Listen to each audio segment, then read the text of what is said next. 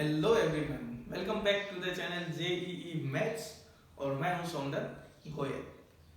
आज हम स्टार्ट करने वाले हैं एक बहुत ही इम्पोर्टेंट चैप्टर ट्रिग्नोमेट्री। तो आपने इसका कुछ बेसिक 9th और 10th में स्टडी किया होगा।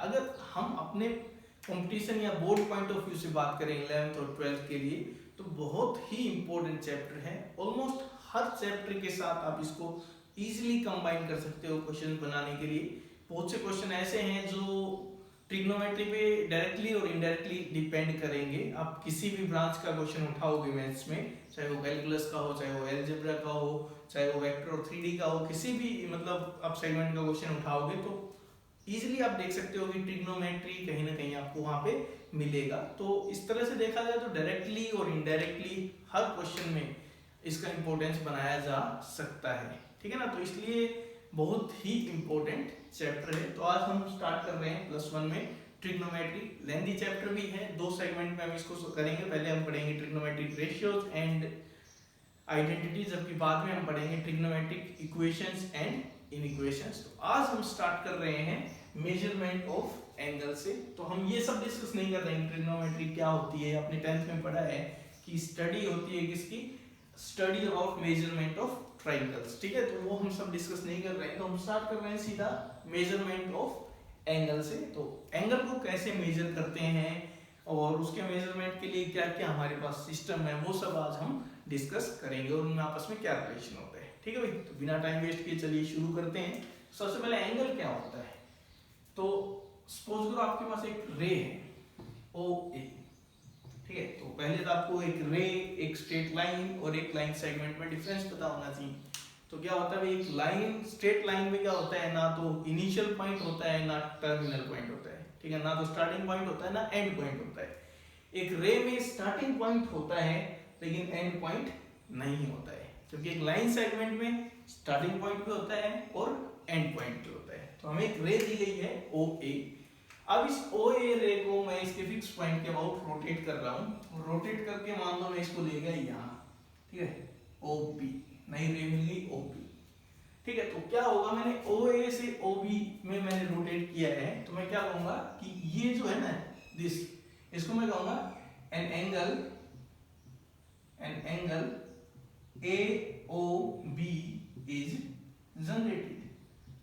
ऐसा करने से क्या होगा, यहाँ पे O पे एंगल जनरेट हो गया और वो एंगल क्या है, एंगल AOB है, इसका नाम है, ठीक है ना। तो ये होता है एंगल। तो एंगल क्या होता है, एक रे को उसके इनिशियल पॉइंट के अबाउट रोटेट किया जाए, ठीक है, तो फाइनल पॉइंट पे ले जाके छोड़ दिया जाए यहाँ पे। तो ये जो होगा ना, ये जो एंगुलर डिस्प्लेसमेंट एक तरह से है, दिस इज कॉल्ड एंगल। ये जो एंगुलर डिस्प्लेसमेंट बोल रहा हूँ मैं इसको, कि इसके अबाउट जो डिस्प्लेसमेंट हुआ है, ठीक है। तो ये क्या है, आपका एंगल है, ठीक है। तो दिस इज कॉल्ड एंगल। तो एंगल इस तरह से हम क्या करते हैं, कंस्ट्रक्ट करते हैं और जनरेट करते हैं। तो इससे कुछ इंपॉर्टेंट टर्म्स मैं बता रहा हूँ रिलेटेड। सबसे पहले जिसके अबाउट रोटेशन हुआ है वो पॉइंट क्या कहलाता है, वर्टेक्स, ठीक है।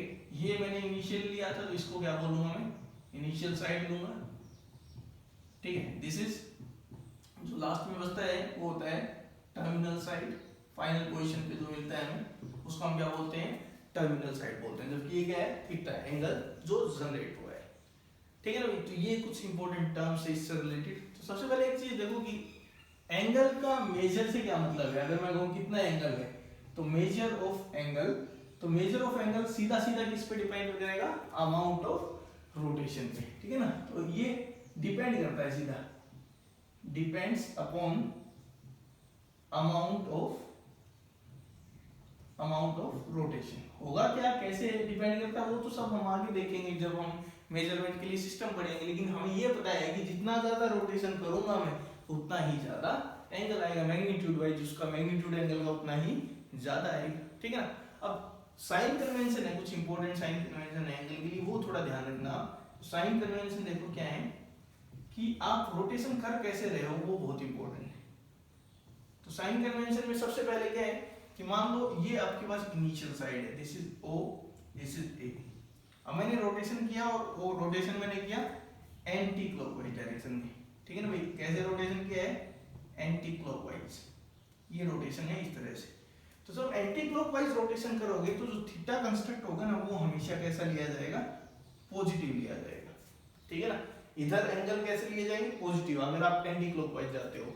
वाइल अगर मैं क्लॉकवाइज जाऊंगा, that this is O, this is A, और अब मैंने ऐसे रोटेशन किया और यहाँ पे आगे पहुंच गया मैं, दिस इज B, इसको B बोल दिया है, तो ऐसे रोटेशन हुआ आपकी बार, तो this is clockwise rotation, clockwise sense में रोटेशन है। तो यहाँ पे थीटा कैसा लिया जाएगा भाई, तो यहाँ पे थीटा कैसा लेंगे हम, नेगेटिव थीटा लेते हैं। तो ये सब क्यों किया, क्योंकि मान लो मैं आपको कहूंगा एक एंगल कंस्ट्रक्ट करो, एक फिक्स एंगल थीटा कह दिया, तो कह सकता है कोई थीटा ऐसे रोटेट कर दे, हो सकता है कोई उतना यहाँ पे रोटेट कर दे, तो फिर यूनिकनेस नहीं आएगी, एक तो ऐसे रोटेट कर रहा है, एक ऐसे रोटेट कर रहा है, तो उसके लिए साइन कन्वेंशन डाल दिए गए।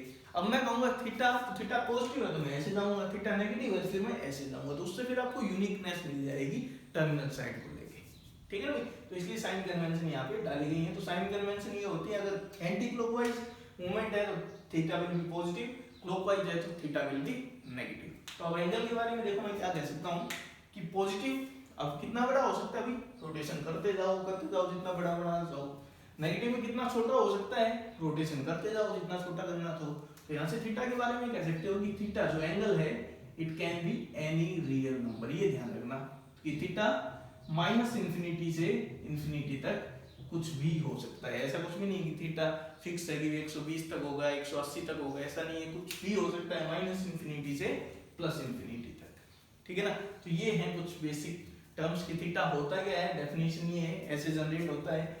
हाँ अभी हमने ये नहीं सीखा कि थीटा को मेजर करने की यूनिट्स क्या क्या है, वो हम अभी डिस्कस करेंगे। अभी जस्ट बेसिक सीखा है कि थीटा कैसे बनता है और साइन कन्वेंशन उसके लिए क्या होती है, ठीक है ना। अब मैं कुछ इंपॉर्टेंट टर्म्स हम और हैं कुछ वो और देख लेते हैं, फिर हम डिस्कस करेंगे कि सिस्टम क्या क्या है उसको मेजर करने की। तो सबसे पहले हम डिस्कस कर रहे हैं क्वाड्रेंट्स, तो मैं भी आपने पढ़े हुए हूँ, एक बार देख लेते हैं जल्दी से। क्वाड्रेंट्स में क्या होता है भाई, एक्स वाई प्लेन है, तो एक्स एक्सिस और वाई एक्सिस जो कोऑर्डिनेट एक्सिस होती हैं, this is positive X, this is negative X, this is positive Y, this is negative Y and this is origin, ठीक है ना। तो क्या करता है एक्स एक्सिस वाई एक्सिस पूरे एक्स वाई प्लेन को चार पोर्शंस में डिवाइड कर देती हैं, ठीक है। तो इन चार जो रीजन्स हैं इनको हम क्या बोलते हैं, क्वाड्रेंट्स बोलते हैं, और इनके फिक्स नाम दिए गए हैं कि ये जो है दिस इज फर्स्ट क्वाड्रेंट, ठीक है। इसको हम क्या कहते हैं, फर्स्ट क्वाड्रेंट। फर्स्ट क्वाड्रेंट कौन सा होता है, जहां पे x भी पॉजिटिव होता है और y भी पॉजिटिव होता है। ये ध्यान रखना, ये positive x axis first quadrant का हिस्सा नहीं है और ना ही ये, ठीक है, कोऑर्डिनेट एक्सिस किसी भी क्वाड्रेंट का हिस्सा नहीं होती है। ये कहलाता है सेकंड क्वाड्रेंट। तो सेकंड क्वाड्रेंट में क्या होता है भाई, सेकंड क्वाड्रेंट में x नेगेटिव होता है व्हाइल y कैसा होता है, पॉजिटिव होता है। दिस इज थर्ड क्वाड्रेंट, ठीक है, ये थर्ड क्वाड्रेंट है आपका। तो यहाँ पे हम देखें तो दोनों ही नेगेटिव होते हैं, x is negative and y is also negative while this is fourth quadrant, ठीक है ना। तो ये आपका फोर्थ क्वाड्रेंट है। फोर्थ क्वाड्रेंट में क्या होता है भाई, तो यहाँ पे आप देख सकते हो x कैसा होता है आपका पॉजिटिव, इधर देखो ना x पॉजिटिव है, और y कैसा होता है नेगेटिव, ठीक है। तो इस तरह से xy प्लेन को हम चार क्वाड्रेंट्स में डिवाइड कर सकते हैं। तो क्वाड्रेंट्स का यूज करके हम एंगल के बारे में दो टर्म्स पढ़ेंगे। तो फर्स्ट हम डिस्कस कर रहे हैं क्वाड्रेंट एंगल, जबकि दूसरा हम डिस्कस करेंगे एंगल इन ए क्वाड्रेंट। तो इनका क्या मतलब है, तो सबसे पहले हम डिस्कस कर रहे हैं क्वाड्रेंट एंगल। क्वाड्रेंट एंगल क्या होता है, फर्स्ट इज क्वाड्रेंट एंगल।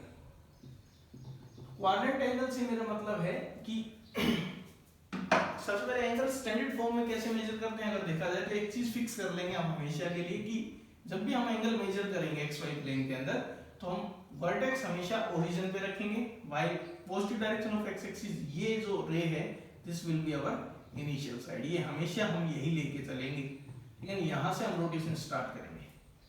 तो मान लो मैंने रोटेशन शुरू किया, ठीक है, तो टर्मिनल साइड कहीं भी हो सकती है, टर्मिनल साइड ये भी हो सकती है, ठीक है, हो सकता है ऐसे रोटेशन किया this is the terminal side, या फिर हो सकता है मैंने रोटेशन किया और टर्मिनल साइड मेरे को ये मिली, ठीक है, ये रोटेशन हुआ मान लो।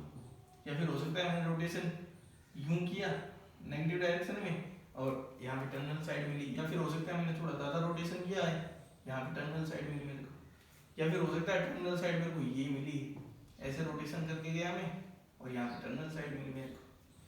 तो डिपेंड करता है टर्मिनल साइड क्या है, उसी के हिसाब से हम ये चीजें डिफाइन करेंगे। तो क्वाड्रेंट एंगल क्या है कि इफ द टर्मिनल साइड एक चीज ध्यान है ना, इनिशियल साइड फिक्स है, initial side positive direction of X axis and vertex क्या है, ओरिजिन है। तो if the terminal side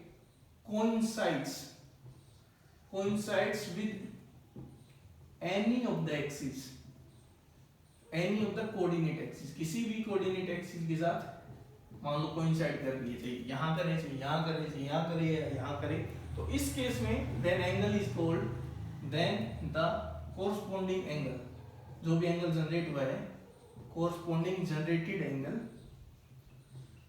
is called quadrant angle। ठीक है, तो उस एंगल को क्या बोलते हैं हम, क्वाड्रेंट एंगल बोलते हैं। ठीक है ना, जबकि दूसरा जो टर्मिनोलॉजी है, तो इसलिए अगर इन फाइनल साइड है वो किसी भी कोऑर्डिनेट एक्सिस के साथ क्या कर रही है, टर्मिनेट कर रही है, तो क्वाड्रेंट एंगल है। और otherwise angle in A quadrant का क्या मतलब है, तो एंगल इन ए क्वाड्रेंट से हमारा मतलब है कि मान लो किसी भी कोऑर्डिनेट एक्सिस के साथ टर्मिनेट कोइंसाइड नहीं कर रही है, तो फिर किसी ना किसी क्वाड्रेंट में ऐड करेगी वो। ठीक है ना, तो अदरवाइज अगर ये नहीं हो रहा है, तो फिर वो जो फाइनल साइड है वो या तो फर्स्ट क्वाड्रेंट में होगी, या सेकंड में होगी, या थर्ड में होगी, या फोर्थ में होगी। तो जिस भी क्वाड्रेंट में वो मतलब मिलेगी आपको फाइनल साइड, एंगल उसी क्वाड्रेंट में बोला जाएगा। ठीक है ना, तो ये क्या एंगल इन क्वाड्रेंट का क्या मतलब है कि if the terminal side ends in, ठीक है ना, ends in ith quadrant, मान लो ith quadrant में कर रही है, I can be 1 2 3 और 4 कुछ भी हो सकता है। ठीक है, तो यहाँ पे नहीं कर रही इनके साथ कोऑर्डिनेट एक्सिस के साथ, वो पहले डिफाइन कर दिया है मैंने। तो ith quadrant में अगर एंड कर रही है, then the angle corresponding angle या angle generated is said to lie in that quadrant।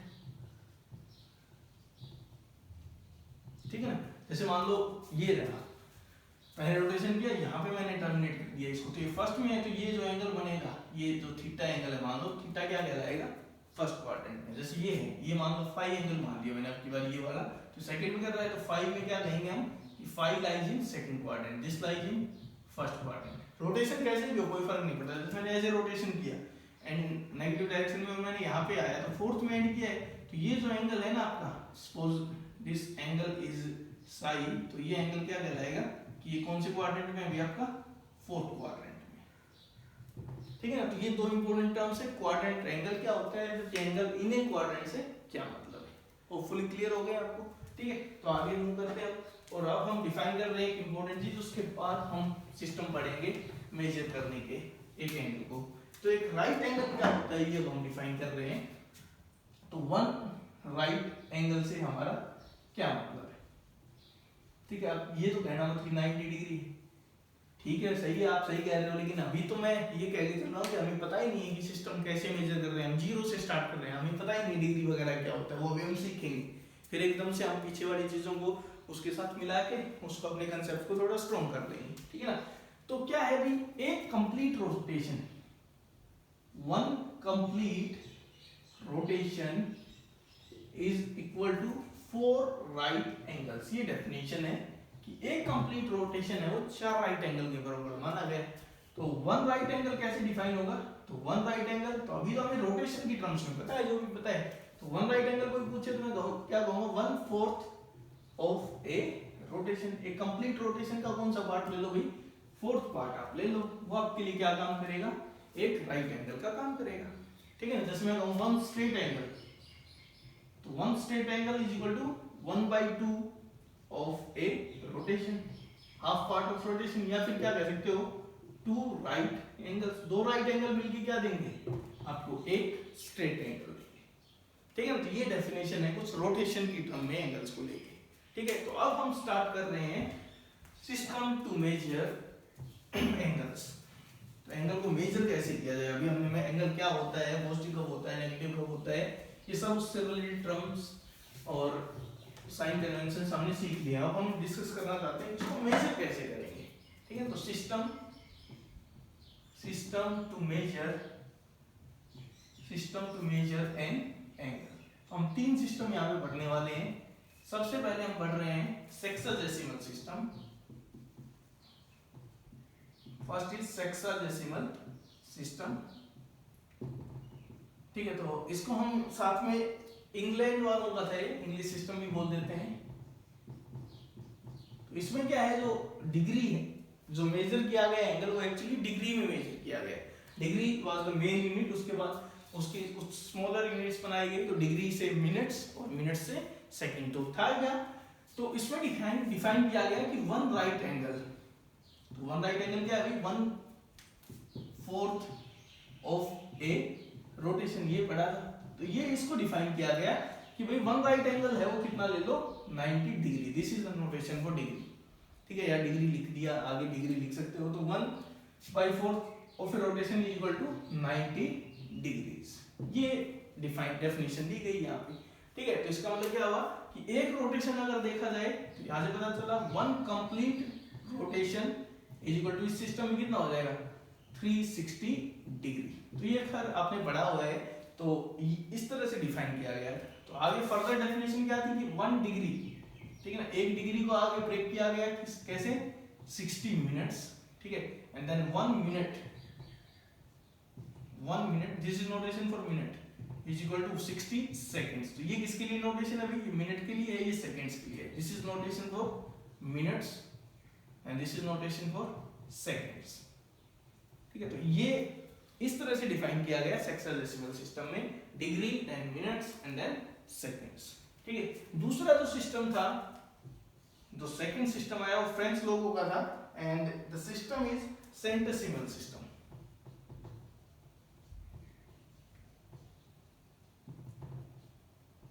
ठीक है ना। ये फ्रेंच लोगों का था। सेंटेसिमल सिस्टम में क्या था, ग्रेड्स पे मेजर किए गए। तो उन्होंने क्या बोला कि वन राइट एंगल है ना भाई, one right angle is equal to 100 grades, ठीक है। तो इसके हिसाब से अगर बात करें तो one rotation is equal to कितना हो गया, 400 ग्रेड्स हो गया। जबकि डिग्री में कितना था, 360 ग्रेड्स था ना, 360 डिग्री था। ग्रेड्स को फर्दर किया गया, डिवाइड कैसे, 1 grade is equal to 100 minutes, और फिर आगे 1 minute is equal to 100 seconds. तो इनके अलग ही मेजरमेंट थे। इन्होंने जैसे सेक्साडेसिमल में क्या था, एक डिग्री को 60 मिनट बोला गया था, इन्होंने एक ग्रेड को 100 मिनट बोला है, फिर एक मिनट को 100 सेकंड्स बोला है। तो ये इनके मेजरमेंट थे, ठीक है। तो इस पे हमारा फोकस रहेगा भी नहीं इतना ज्यादा, कम ही यूज होता है। जो ज्यादा यूज होते हैं वो या तो सेक्साडेसिमल सिस्टम है, या फिर जो थर्ड हम डिस्कस करने वाले हैं, and it is circular system. Circular system में क्या था, इसमें जो डिफाइन किया गया वो सब रेडियन में मेजरमेंट आया। रेडियन में मेजर करना सीखेंगे यहाँ पे, तो काफी इंपॉर्टेंट है रेडियन में मेजरमेंट। तो होता क्या है, डिफाइन कैसे किया गया, तो 1 रेडियन कैसे डिफाइन किया गया, ये देखो। तो क्या लिया गया, एक सर्कल लिया गया, मान लो, ठीक है। एक सर्कल है जिसकी रेडियस मान लो कितनी है, r है, radius of the circle is r। अब एक ऐसा एंगल, ये मान लो थीटा है, तो अगर मैं इस आर्क की लेंथ कितनी ले लूं, ये जो आर्क बनी है इसकी, इस आर्क की लेंथ अगर r है, डेफिनेशन क्या दी गई कि इस आर्क की लेंथ अगर r है और इसकी रेडियस भी कितनी है, r है, तो यहाँ पे जो एंगल सबटेंड होगा इट इज 1 रेडियन। तो ये थीटा क्या बोला गया, 1 रेडियन। नोटेशन क्या है, 1 रेडियन के लिए c लिख देंगे, ठीक है। तो 1 रेडियन क्या होता है, तो 1 radian is equal to angle subtended at the center of a circle of radius r by an arc of length r, ठीक है। तो एक ऐसी आर्क लेनी है आपको जिसकी लेंथ रेडियस के इक्वल हो, तो वो जो एंगल सबटेंड होगा सेंटर के ऊपर सर्कल के, वो क्या कहलाएगा, 1 रेडियन। तो ये डेफिनेशन थी रेडियन के लिए, ठीक है। तो अब हम रेडियन की टर्म्स में अगर जाना चाहें तो उसके लिए हम एक इंपॉर्टेंट रिजल्ट सीख रहे हैं, आर्क एंगल रिलेशनशिप। तो इसके हेल्प से देखेंगे हम आर्क एंगल रिलेशनशिप में क्या है।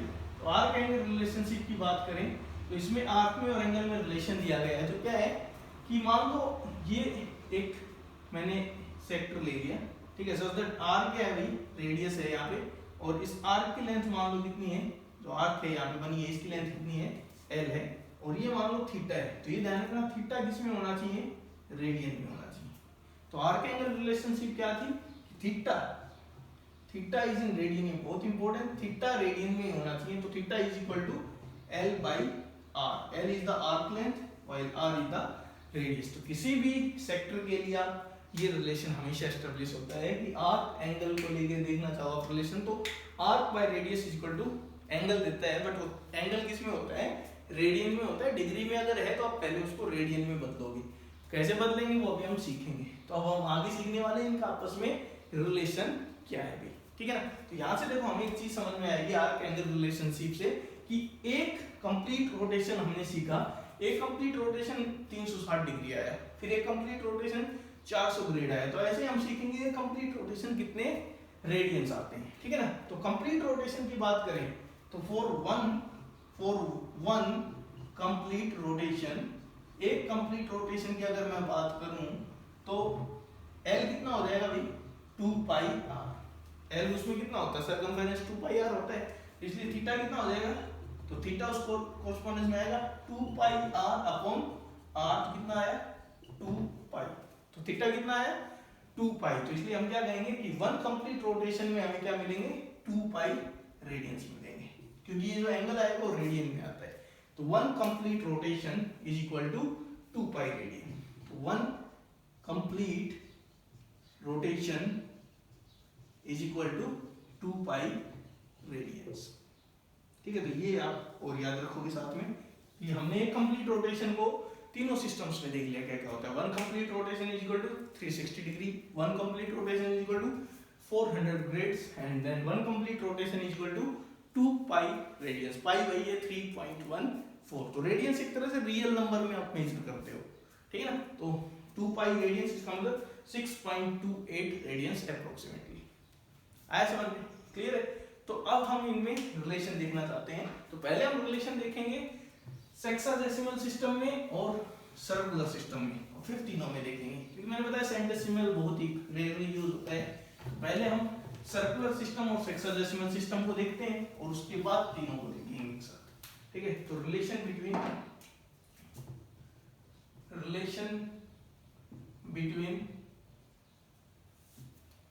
Radian and degree, radian and degree, भाई यही तो है ना। सेक्साडेसिमल में क्या होता है, डिग्री में, और सर्कुलर में क्या होता है, रेडियन में होता है। तो क्या रिलेशन है, तो हम लेते हैं वन कंप्लीट रोटेशन, इससे देखते हैं, क्योंकि हमें तो रोटेशन को लेके करना आता है। तो एक कंप्लीट रोटेशन आया 360 डिग्री, और वही एक कंप्लीट रोटेशन आया 2 पाई रेडियंस।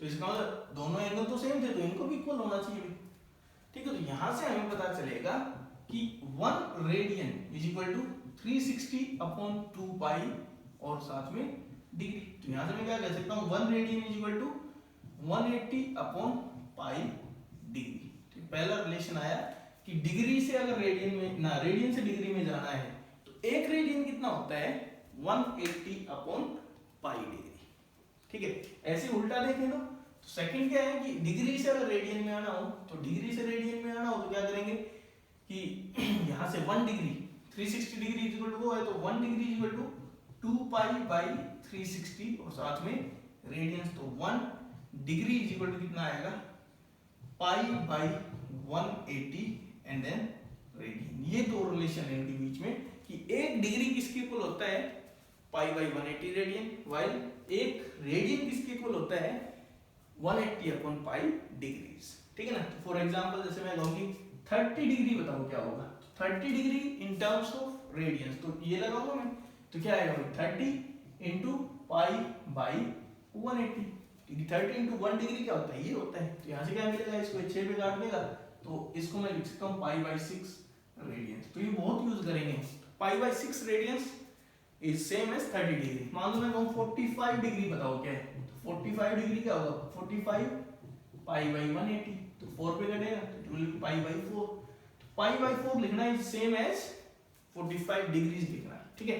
जैसे मैं कहूँगी 90 डिग्री बताओ, तो 90 डिग्री मतलब रोटेशन, 1 राइट एंगल, तो 1 राइट एंगल देखें तो क्या आएगा भाई, 90 इंटू पाई बाई 180, तो ये आएगा पाई बाई 2 रेडियंस। तो pi by 2 radians is equal to 1 right angle which is equal to 90 degree. जैसे मैं कहूंगी 2 पाई बाई 3 रेडियंस, डिग्री में बताओ क्या होगा, तो क्या करोगे 2 बाई 3 इंटू पाई ना, 2 पाई बाई 3 तो अलग, और एक रेडियन क्या होता है, फिर एक रेडियन को डिग्री में जाना है तो 180 अपॉन पाई। एक रेडियन को अगर डिग्री में भेजना है तो एक रेडियन क्या होता है 180 अपॉन पाई, तो पाई से पाई कैंसिल, 3 से 60 पे कटेगा, कितना आ जाएगा 120 डिग्री।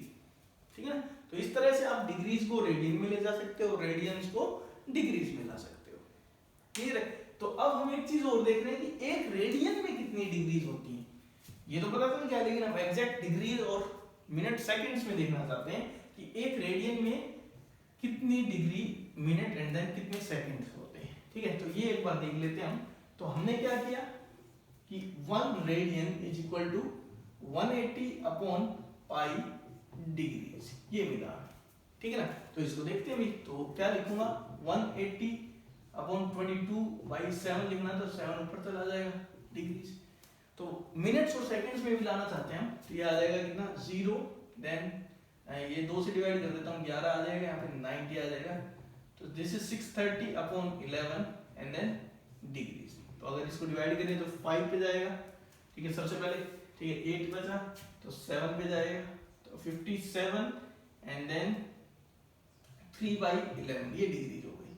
ठीक है, तो यहाँ पे अगर देखें 57 डिग्रीज तो कंप्लीट हो गए। अब आगे क्या है 3/11 डिग्रीज है, तो उसको अब मैं मिनट में चेंज कर रहा हूँ। तो कैसे करूंगा भाई, 3/11 डिग्रीज है तो मिनट में बदलना है, तो 60 से क्या करता हूँ मल्टीप्लाई कर दो, 90 मिनट्स। ठीक है ना भाई, एक डिग्री में 60 मिनट होते हैं, तो इंटू 60 कर दिया मैंने। अब देखो कितना हो जाएगा, तो इट विल बी 57 डिग्री, और अंदर अगर देखें तो 180/11 मिनट्स। तो इसको अगर मैं लिखूं तो मिनट्स कितनी होगी, तो अगर डिवाइड करेंगे तो 1 7 बचेगा, 6 पे जाएगा, तो ये मिनट्स हो गई। और अब 4 बच गया, तो 4/11, और ये भी मिनट ही है अभी तो। ठीक है, अब इसको सेकंड्स में बदलना है, तो सेकंड्स में बदलना है तो इसको कितने से मल्टीप्लाई कर देंगे, 60 से कर देंगे, क्योंकि 1 मिनट में कितने होते हैं 60 सेकंड्स। तो अब ये 60 सेकंड्स हो जाएंगे। तो क्या आएगा 57 डिग्री 16 मिनट, और यहाँ पे देखें तो ये आ गया 240/11, तो ये कितने पे जाएगा 2 and 2, तो 22 पे जा रहा है, तो ये क्या हो जाएगा 57 डिग्री 16 मिनट एंड 22 सेकंड्स। तो इस तरह से पूछा जाए कि एक रेडियन किसके इक्वल होता है, तो 57 डिग्री 16 मिनट एंड 22 सेकंड्स। ठीक है, अदरवाइज डिग्री में तो सीधा ऐसे भी लिख सकते हो आप। आगे ब्रेक करना चाहो मिनट और सेकंड्स में, तो इस तरह से इलस्ट्रेशन दे सकते हो। ठीक है, तो इन इलस्ट्रेशंस को आप याद रखोगे कि इनको आपस में हम बहुत बार चेंज करेंगे। रेडियन से डिग्री में जाना है या डिग्री से रेडियन में जाना है, तो काफी फ्रीक्वेंटली यूज होते हैं, तो ये रिलेशन आपको अलग से ही याद रखना होगा। ठीक है, और अब हम डिस्कस कर रहे हैं कि तीनों सिस्टम्स में क्या रिलेशन होता है आपस में, देखा जाए तो तीनों सिस्टम्स को लेके, sexadecimal system, centesimal system and then circular system, इनमें आपस में क्या रिलेशन होता है। तो relation between degrees, grades and radian, इन तीनों में ही हम रिलेशन अब देख रहे हैं फाइनली। तो होता ही है, मान लो थीटा कोई एंगल है,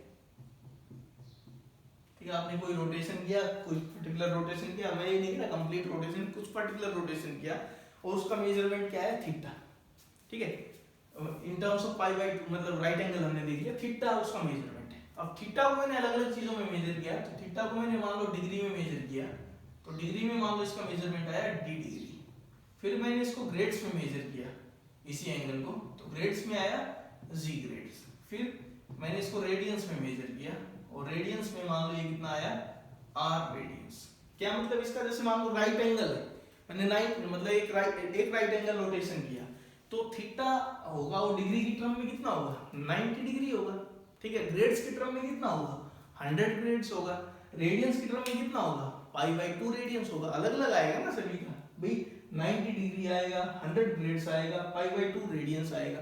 तो ऐसे थीटा मान लो कोई फिक्स एंगल है, तो उसको अलग अलग सिस्टम में मेजर किया, तो ये उनका मेजरमेंट है। तो मैं इनमें रिलेशन देखना चाहता हूँ डी, जी और आर में क्या रिलेशन है। तो देखो क्या करोगे, तो सबसे पहले डिग्री की बात करते हैं, ठीक है। तो 190 डिग्री इज इक्वल टू कितना होता है भाई 1 राइट एंगल। तो एक चीज बताओ 1 डिग्री कितना होगा, तो 1 degree is equal to 1/90 of a right angle. एक राइट एंगल का कौन सा पार्ट भाई 1/90 पार्ट। तो डिग्री डी डिग्री चाहिए ना हमें, तो थीटा एंगल हमारे किसके इक्वल है डी डिग्री के, तो कितना आएगा d/90 of a right angle. कौन सा पार्ट भाई एक राइट एंगल का d/90 पार्ट। अब वो d कुछ भी हो सकता है, मान लो d 180 हो तो 2 ऑफ ए राइट एंगल, इसका मतलब 2 time of a right angle, ठीक है ना। तो वो अकॉर्डिंगली एडजस्ट करोगे आप। तो ये हो गया, ठीक है भाई। तो थीटा राइट एंगल की टर्म में कितना आया, तो थीटा आ गया d/90 of a right angle, ठीक है। अब आगे चलते हैं। 100 ग्रेड्स कितना होता है, 100 ग्रेड्स हमारा होता है 1 राइट एंगल। तो 1 ग्रेड इज इक्वल टू, तो 1 ग्रेड की अगर बात करें तो is equal to 1/100 of a right angle. एक राइट एंगल का कौन सा पार्ट भी 100 पार्ट। तो कितने ग्रेड्स हैं थीटा एंगल में, तो थीटा जो एंगल है उसमें है g ग्रेड्स। तो g ग्रेड्स कितना आएगा g/100 of a right angle, this is second, ठीक है। तो थीटा क्या आया अगर ग्रेड्स की टर्म में देखा तो वो आया g/100 ऑफ राइट एंगल, ठीक है। तो इसको थीटा को मैं इसी थीटा को मैं लिख सकता हूं d/90 ऑफ राइट एंगल, यहां पे आया g/100 ऑफ राइट एंगल। अब चलते हैं रेडियंस में। तो रेडियंस में अगर देखें तो क्या है π/2 radians is equal to 1 right angle होता है। तो इसका मतलब क्या होगा 1 radian is equal to 2/π of a right angle, ठीक है ना। 2/π इनटू ए राइट एंगल। तो यहां से अगर मैं कहूं कि r radians is equal to कितना आएगा 2r/π of a right angle, ठीक है। और ये किसके इक्वल है थीटा के इक्वल है, तो थीटा इक्वल टू ये है थर्ड इक्वेशन। अब थीटा तो सेम है ना सभी में, तो थीटा सेम है जिसका मतलब ये पार्ट भी सेम होना चाहिए। तो इसका मतलब d/90 of right angle is equal to g/100 of right angle is equal to 2r/π of right angle. तो सभी तो राइट एंगल इनटू समथिंग है ना, d/90 into a right angle, g/100 into a right angle is equal to 2r/π into a right angle. तो यहां से क्या मिला हमें कि d/90 into right angle is equal to g/100 into a right angle और is equal to 2r/π into a right angle. Right angle तो common है ना थ्रूआउट, तो कैंसिल हो जाएगा। तो यहां से हमें मिलेगा कि d/90 is equal to g/100 is equal to 2r/π।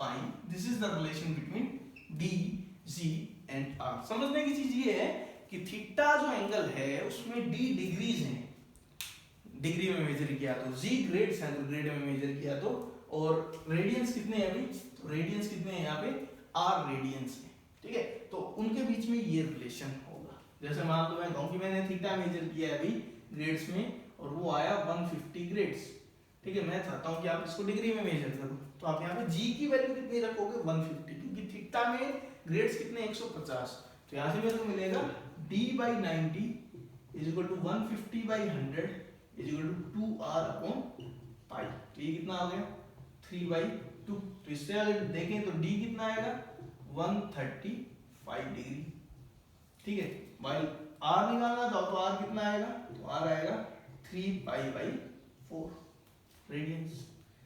तो अगर 150 ग्रेड्स हैं किसी एंगल में तो इसका मतलब वो एंगल एक्चुअली 135 डिग्री है, या फिर आप कह सकते हो वो एंगल 3π/4 रेडियंस है, ठीक है। तो इस तरह का मेजरमेंट है कि थीटा एंगल को अगर डिग्री में मेजर किया, d डिग्री है, ग्रेड्स में मेजर किया, g ग्रेड से, रेडियंस में मेजर किया, r रेडियंस आ रहा है वही एंगल थीटा, तो उनके बीच में आपस का रिलेशन ये मिलेगा आपको, ठीक है। तो यहाँ से आप इनको आपस में इंटरचेंज कर सकते हो, थीटा से ग्रेड्स में जा सकते हो, मतलब डिग्री से ग्रेड में जा सकते हो, ग्रेड से डिग्री में आ सकते हो, या फिर रेडियन का यूज कर सकते हो, ठीक है ना भाई। तो ये था हमारा relation between degree, grades and radians, ठीक है। तो फर्स्ट पार्ट में हमने क्या सीखा आज कि किस तरह से एंगल को मेजर करते हैं और उसके लिए क्या क्या सिस्टम हमारे पास है और उनका आपस में क्या रिलेशन है। सेकंड पार्ट में हम डिस्कस करेंगे इनसे रिलेटेड प्रॉब्लम। तो अगले लेक्चर जो होगा वो जो सिस्टम आज हमने सीखा है कि इनका आपस में क्या रिलेशन है या कैसे एंगल को मेजर करते हैं, इनसे रिलेटेड हम प्रॉब्लम्स डिस्कस करेंगे अगले पार्ट में, और उसके बाद हम स्टार्ट करने वाले हैं ट्रिग्नोमेट्रिक फंक्शंस। तो आज के लिए इतना ही। Thank you, have a nice day.